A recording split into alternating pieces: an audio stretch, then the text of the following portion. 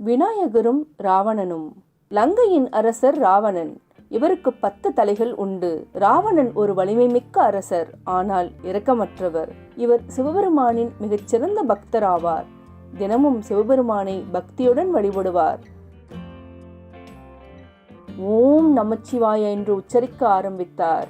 ராவணன் அவருடைய அரண்மனையில், நான் இந்த மூவுலகிற்கும் அரசராக வேண்டும், இதற்காக நான் சிவபெருமானை வழிபட வேண்டும். சிவனை நினைத்து வழிபட மலை உச்சிக்கு சென்றார். ஒற்றை காலில் மிக நீண்ட நேரம் நின்று தவம் செய்ய ஆரம்பித்தார். ஓம் நமச்சிவாய என்று உச்சரிக்க ஆரம்பித்தார். மாதங்கள் பல கடந்தன.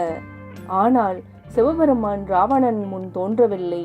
என்னுடைய தவத்தால் சிவபெருமான் மகிழ்ச்சி அடையவில்லை. என்னுடைய பிரார்த்தனையையும் ஏற்றுக்கொள்ளவில்லை. ஆதலால் என்னை நான் தங்களுக்கு அர்ப்பணிக்கப் போகின்றேன். தன்னிடம் இருந்த ஒரு வாளை எடுத்து அவருடைய தலைகளுள் ஒன்றை வெட்டினார். இறைவா, தங்களுக்கு நான் ஒரு தலையை அர்ப்பணித்து விட்டேன். ஆனாலும் தங்களுக்கு என்னுடைய தவத்தால் மகிழ்ச்சி கொள்ளவில்லை. ஆதலால் நான் என்னை முழு மனதுடன் உங்களுக்கு என் உயிரை தருகிறேன் என்று ஒரு தலையாக 9 தலைகளையும் தனது வாளால் வெட்டினார்.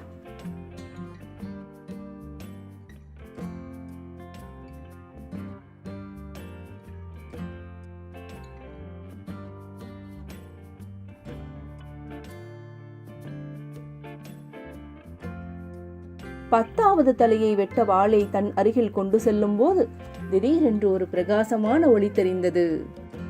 ராவணன் முன் சிவபெருமான் தோன்றினார். ராவணா, சற்று பொறுங்கள். உங்கள் உயிரை தியாகம் செய்ய வேண்டிய அவசியம் இல்லை. உங்களுடைய தவத்தால் நான் மிக்க மகிழ்ச்சி அடைந்தேன். அது மட்டுமல்லாமல் உங்களுடைய பக்தியால் நான் ஈர்க்கப்பட்டேன். நீங்கள் பலியிட்ட இந்த 9 தலைகளும் உங்களுக்கே வந்து சேரும். அடுத்த நொடியே ராவணனின் 10 தலையுடன் காணப்பட்டான். ராவணன் தன்னை பலமிக்கவனாகவும் சக்தியும் நிறைந்ததாக கண்டான். மிக்க மகிழ்ச்சி அடைந்தான். அவன் சிவபெருமானிடம் மண்டியிட்டு நன்றி செலுத்தினான். சிவபெருமான் ராவணனை பார்த்து, ராவணா, உன் தவத்தைக் கண்டு நான் மெச்சினேன். உங்களுக்கு என்ன வரம் வேண்டும் கேளுங்கள். இறைவா, நீங்கள் என்னுடன் லங்கைக்கு வந்து தங்க வேண்டும் என்று நான் விரும்புகிறேன். சிவபெருமானுக்கு மிகவும் ஆச்சரியமாக இருந்தது. அவர் தனது வார்த்தையில் இருந்து மாறாமல், ராவணா, நான் என்னுடைய ஆத்மலிங்கத்தை தருகிறேன். இது ஒரு லிங்க வடிவில் என்னை பிரதிபலிப்பதாகும். இது மிகவும் சக்தி வாய்ந்தது. இந்த ஆத்மலிங்கத்தை நீங்கள் லங்கைக்கு எடுத்து சென்று பூஜிக்கலாம். நான் நேரில் இருப்பது போலவே உங்களுக்கு தோன்றும். இது உங்களுக்கு வரம்பற்ற செழிப்பையும் சக்தியையும் தரும். ராவணனின் சந்தோஷத்திற்கு அளவே இல்லை. சிவபெருமானிடம் ஆத்மலிங்கத்தை பெற்றதால் அவன் மிகவும் கர்வம் கொண்டான். நான் இந்த மூவுலகிற்கும் அரசன். நான் மிகவும் சக்தி வாய்ந்தவன்.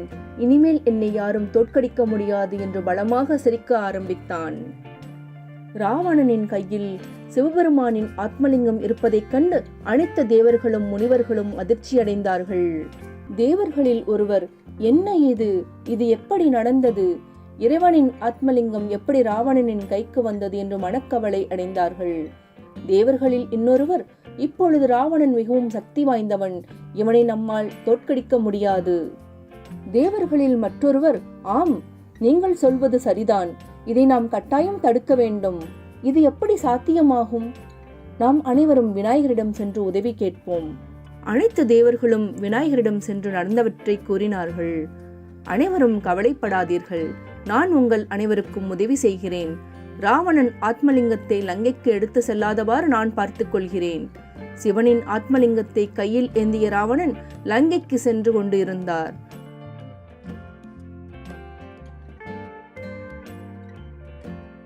விநாயகர் அமைதியாக அவரை பின்தொடர்ந்தார். ராவணன் நடந்து சென்று கொண்டு இருந்தார். மாலை நேரம் ஆனதால் ராவணன் சந்தியா வந்தன பூஜை செய்ய வேண்டிய நேரம் வந்தது. கடலுக்கு அருகில் வந்தார்.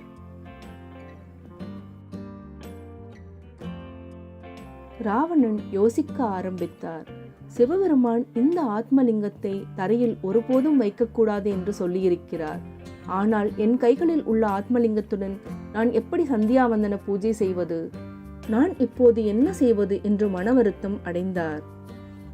இதுதான் சரியான நேரம் என்று விநாயகர் ராவணனின் அருகில் செல்லத் தொடங்கினார். அதற்கு முன் தன்னுடைய உருவத்தை பால விநாயகராக மாற்றினார்.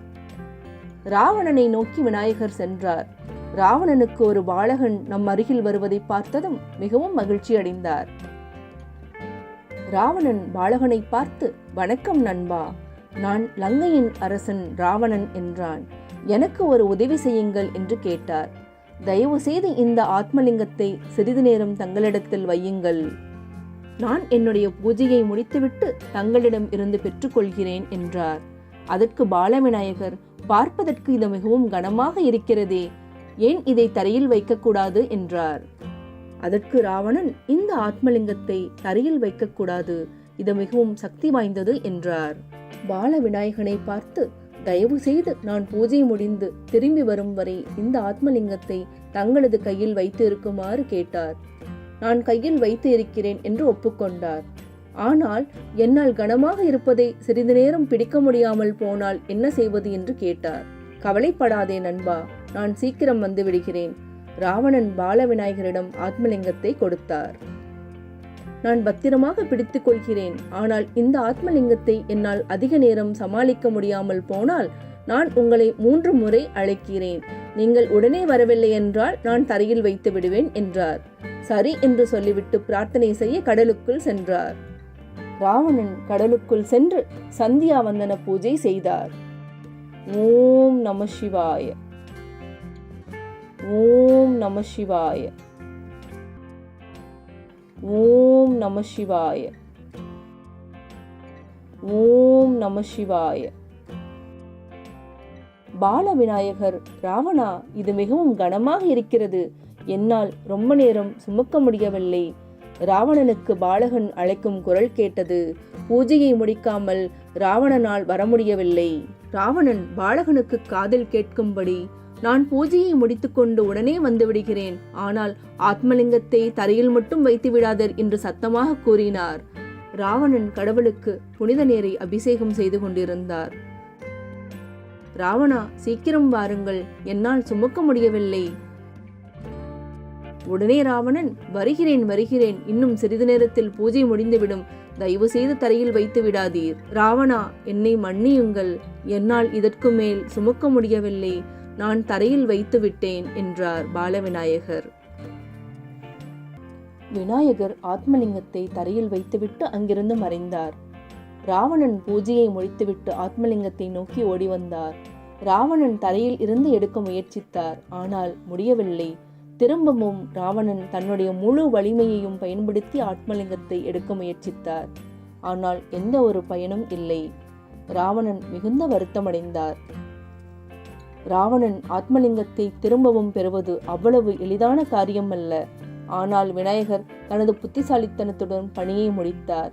அனைத்து தேவர்களும் மகிழ்ச்சியாக இருந்தனர். அவர்கள் விநாயகருக்கு நன்றி தெரிவித்தார்கள். விநாயகர் உலகத்தை வலிமைமிக்க ராவணனிடமிருந்து காப்பாற்றிவிட்டார். விநாயகரின் பக்தர்கள் அவரை விக்னஹர்த்தா என்று அழைப்பார்கள். ஏனென்றால் விநாயகர் அனைத்து தடைகளில் இருந்தும் சிரமங்களிலிருந்தும் அவரால் மீட்க முடியும் என்று பக்தர்கள் இன்றும் நம்புகிறார்கள். ஓம் மகா கணபதியே போற்றி, ஓம் மகா கணபதியே போற்றி, ஓம் மகா கணபதியே போற்றி. Ganesha and Ravana.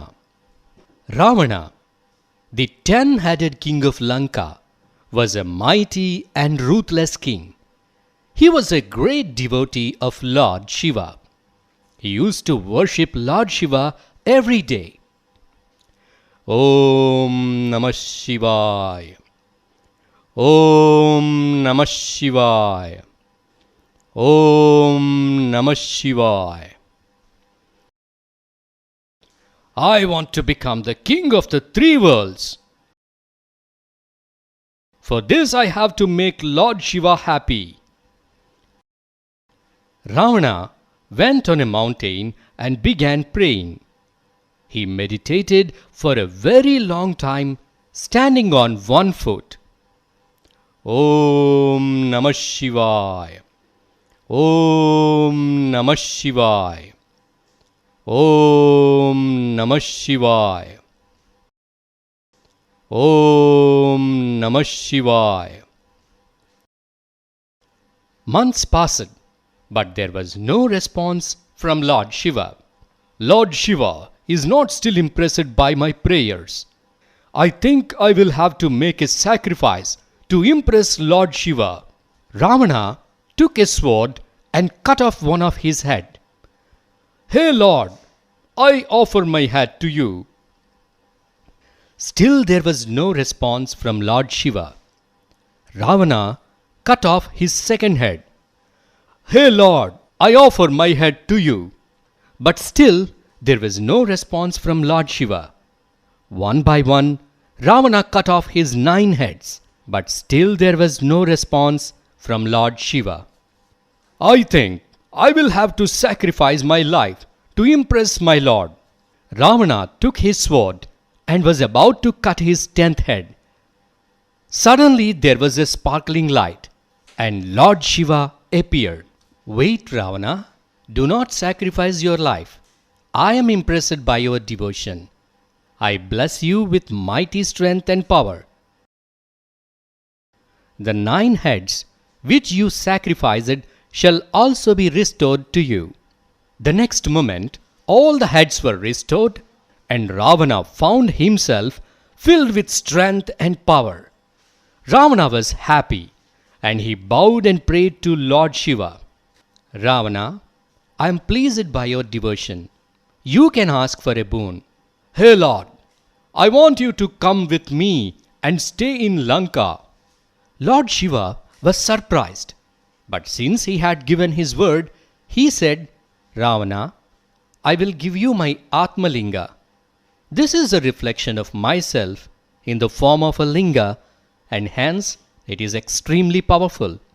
You may carry it to Lanka and worship it. It is as good as my being there in person. It will bring you unlimited power and prosperity.